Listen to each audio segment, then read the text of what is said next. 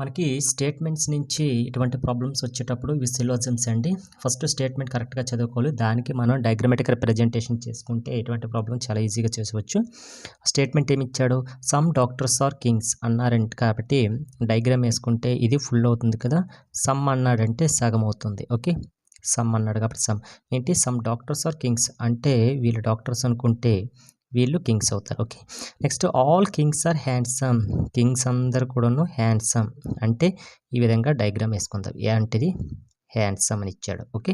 ఇది మనకిచ్చిన స్టేట్మెంట్‌ని ఈ విధంగా డయాగ్రమాటిక్ రిప్రజెంటేషన్ చేసుకుందాం. ఓకే. కన్క్లూజన్స్ ఏమున్నాయి? All the doctors are handsome. All doctors are handsome అన్నారు. కొంతమంది డాక్టర్స్ మాత్రమే హ్యాండ్సమ్. కానీ డాక్టర్స్ అందరూ హ్యాండ్సమ్ కాదని అర్థం. కాబట్టి ఇచ్చిన కన్క్లూజన్ ఫస్ట్ అనేది మనకి ఫస్ట్ కన్క్లూజన్ అనేది మనకి రాంగ్ అనిపిస్తుంది. Okay. Next all the kings are doctors. All the kings are doctors అన్నాడు.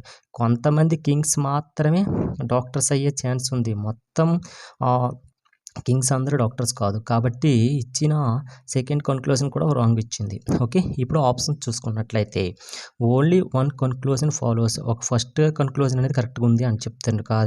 కాదు కదా! నెక్స్ట్ చూసుకుంటే ఓన్లీ కన్క్లూజన్ 2 ఫాలోస్. రెండోది కరెక్ట్‌గా ఉంది అంటుండు. రెండోది కూడా కరెక్ట్‌గా ఉందా? లేదు.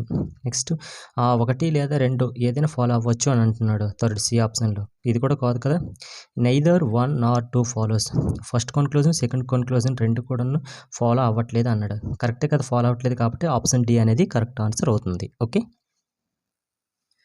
నెక్స్ట్ కన్క్లూజన్ చూసుకున్నట్లయితే స్టేట్మెంట్ ఏమిచ్చాడో చూడండి. సమ్ మ్యాట్స్ ఆర్ బ్రూమ్స్ అన్నాడు. సమ్ అన్నాడు కాబట్టి మనం సగమే వేసుకుందాం. ఓకే. సమ్ అన్నాడు కాబట్టి సగమే వేసుకుంది. ఏంటి సమ్ మ్యాట్స్ ఆర్ బ్రూమ్స్ అన్నాడు.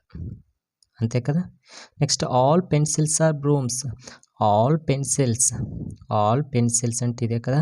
ఆల్ పెన్సిల్స్ ఆర్ బ్రూమ్స్ అన్నాడు. కాబట్టి ఈ విధంగా మనం రిప్రజెంట్ చేసుకుందాం.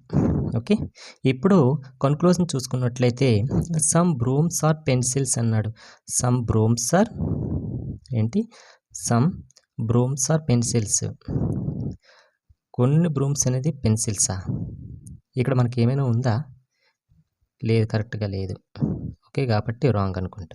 Next some brooms are mats. Some brooms are mats కరెక్టే కదా! సెకండ్ ఆప్షన్ అనేది.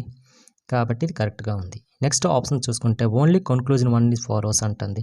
1 ఫాలో అవుతుందా? లేదు. కాబట్టి wrong. Next only conclusion 2 follows కదా!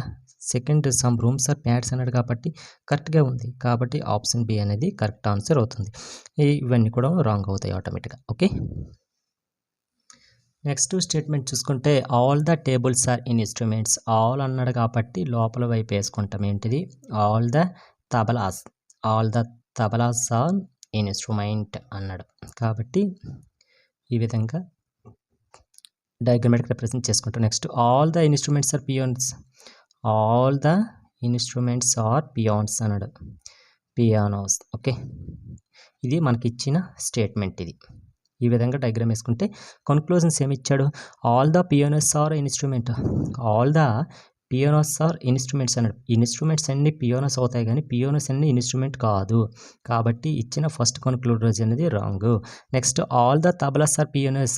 ఆల్ ద తబలాస్ లోపల ఉంది, పియానోస్ బయట ఉంది కాబట్టి all the tablas are pianos అన్నాడు కాబట్టి కన్క్లూజన్ 2 అనేది కరెక్ట్‌గా ఉంది. కాబట్టి ఇక్కడ ఆప్షన్ చూసుకుంటే ఓన్లీ 1 కన్క్లూజన్ ఫాలోస్ అంటున్నాడు.